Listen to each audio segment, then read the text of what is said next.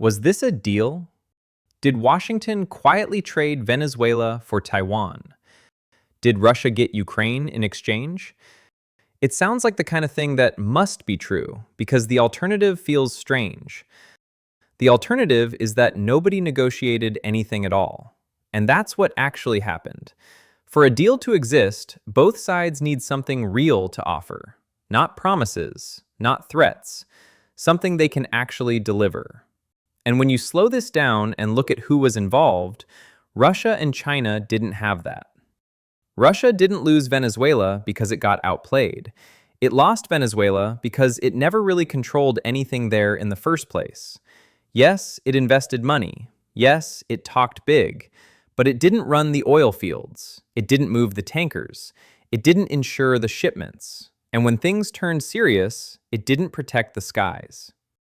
Russia is struggling to project power next door in Ukraine. It's burning through people and equipment just to hold ground on its own border. The idea that it could meaningfully threaten the United States in the Western Hemisphere just doesn't line up with reality. But here's the part that's actually weird. If Russia and China were really powerful enough to trade Venezuela for something else, why didn't either of them even try to stop it? Not escalate, not threaten, just slow it down. No air cover, no naval presence, no serious response at all. That silence tells you more than any statement ever could. China looks stronger at first glance, but the story ends the same way.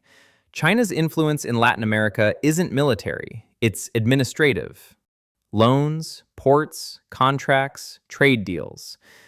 That system works as long as ships keep moving, payments clear, and insurance stays valid. But here's the catch.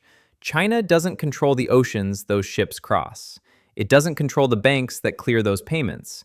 And it doesn't protect long-distance shipping when things get risky. So when Maduro was pulled out, China didn't intervene. It didn't escort anything. It didn't challenge anything. It objected, and then it watched. And once you notice that, the whole story snaps into focus.